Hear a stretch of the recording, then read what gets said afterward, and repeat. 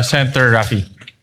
What's the pleasure of Senator Raffy Tulfo? Mr. President, in the past few weeks, I have coordinated with the Office of the Majority Leader regarding the membership of the committees I hold as chairman. In fairness to the Majority Leader's office, they have extended all efforts to formalize the election of the members of the Committee on Public Services and Migrant Workers. What disturbs me is that it is the inaction of the minority floor leader to confirm these memberships that holds important LEDAC bills hostage, such as the Department of Water, crucial franchise bills, and the OFW reintegration bills. To my colleagues in the minority, maraming salamat po for your confirming your intent to join my committee.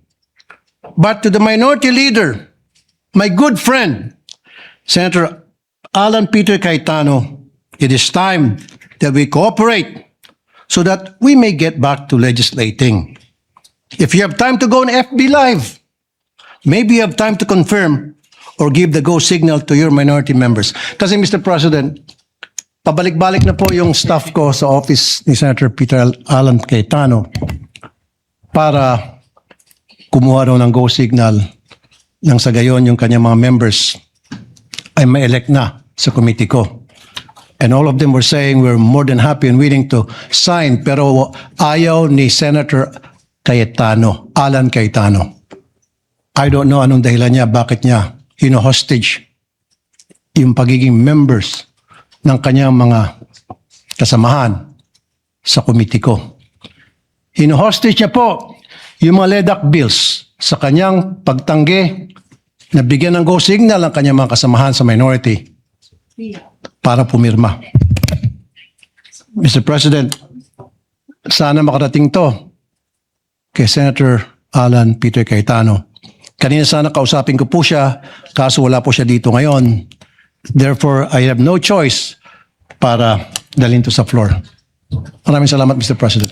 Senator Raffy, thank you for that reminder. In fact, we have 32 committees that have yet to be fully convened.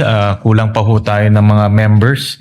And we would like to request later on, me and the majority leader would coordinate and talk to our minority leader to provide us with the list of members to fully complete the 32 committees. We recognize Senator Pia Cayetano.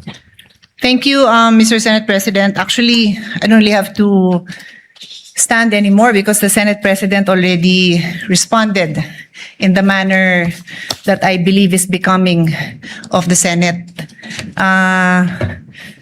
Senator Tulfo, madali niyo naman ho akong tanungin, alam niyo naman kapatid ko si Alan, kung gusto niyo may parating.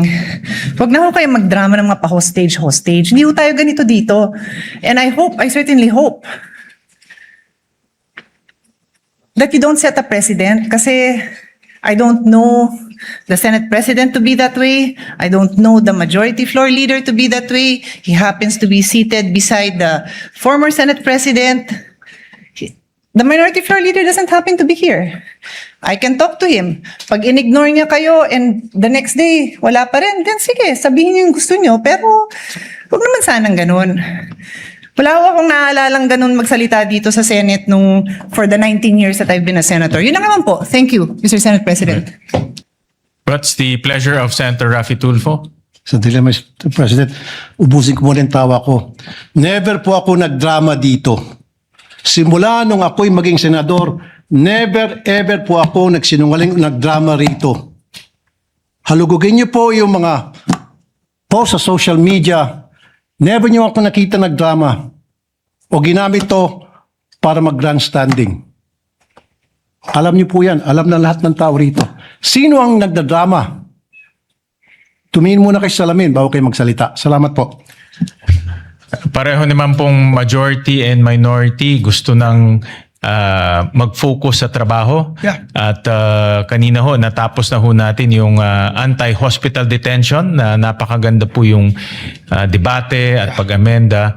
At naniniwala po ako na mabubuon rin natin tong mga committees natin sa pamamagitan ng coordination between yours truly and the majority leader. Yeah, Mr. President, we'll just both reach out to our dear friend, Yes. the minority floor leader. He hasn't been feeling well. So let's give him. We'll reach out to him. So we'll reach out to him, and by tomorrow we can settle this issue and elect already the members of the minority. Correct.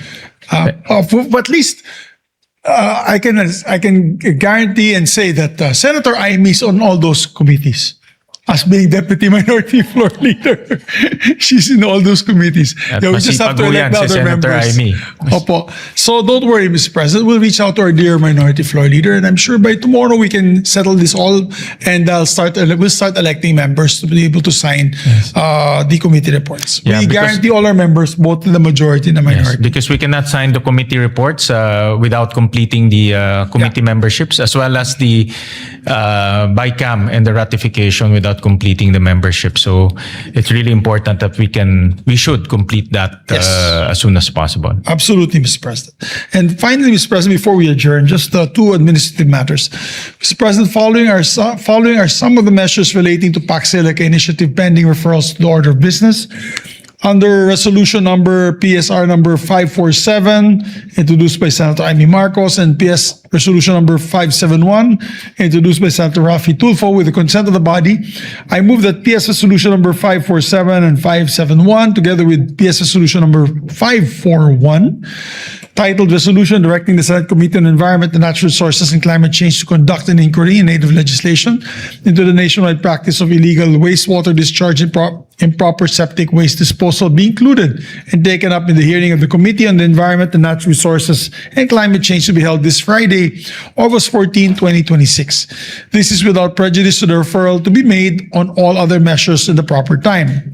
I so move, Mr. President. Is there any objection? Hearing none, the motion of the majority leader is hereby approved.